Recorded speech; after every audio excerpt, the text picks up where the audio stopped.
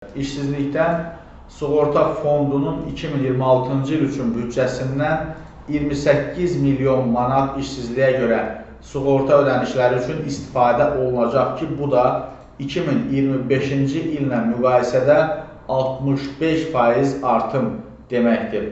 Və Vüqar Bayramovun daha bir açıqlamasını təqdim edirəm, dəyərli izləyicilər. Bildirir ki, işsizliyə görə sığortadan ancaq aşağıdakı şəxslər faydalana bilərlər. Söhbət kimlərdən gedir?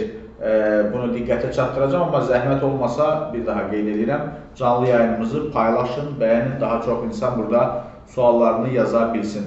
Bu vəsait əmək müqaviləsi ilə çalışan və qanunla müəyyənləşdirilmiş hallarda iş yerlərini itirən vətəndaşlarımız üçün nəzərdə tutulub. Belə ki, ödəniş dövlət orqanının və ya hüquqi şəxsin ləğv edilməsi, işçilərin sayı və ya ştatların ixtisar edilməsi, müəssisənin mülkiyyətçisinin dəyişməsi, əvvəllər müvafiq işdə çalışan işçinin işinə bərpa edilməsi barədə məhkəmənin qanuni qüvvəyə minmiş qətnaməsi olması, əvvəllər həmin müəssisədə çalışan işçi müddətli həqiqi hərbi xidmətdən ehtiyata buraxıldıqdan sonra öz iş yerinə qayıtmaq hüququndan istifadə etməsi, habelə əmək müqaviləsinin müddəti qurtarması nəticəsində əmək münasibətlərinə xitam verildiyi hallarda vətəndaşa ödənilir.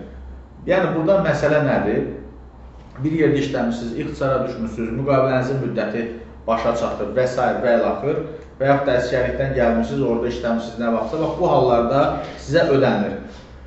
Vətəndaşın işsizliyə görə sığorta pulunu almaq üçün hara və necə müraciət etmək lazımdır sualına gəldikdə isə, deməli, sığorta ödənişi almaq hüququ əldə etmiş şəxs ilkin mərhələdə dost mərkəzlərində işsiz şəxs kimi qeydiyyata alınmalıdır. Bundan sonra şəxs sığorta ödənişi almaq üçün ərizə və ərizəyə əlavə edilməli olan sənədləri təqdim edir və sığorta ödənişi təyin edilir.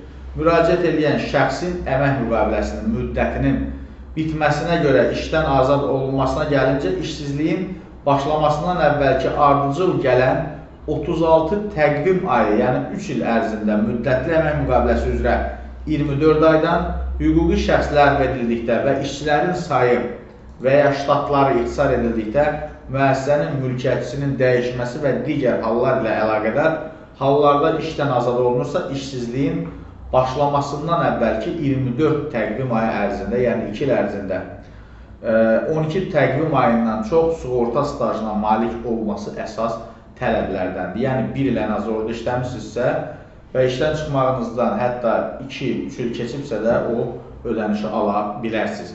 Ödəniş sığorta stajından asılı olmayaraq itirilmiş orta aylıq əmək haqqının 50% məbləğində hesablanır. Həmin məbləğ əvvəlki ildə ölkə üzrə orta aylıq əmək haqqı məbləğindən çox və minimum sığorta ödənişi məbləğindən az ola bilməz.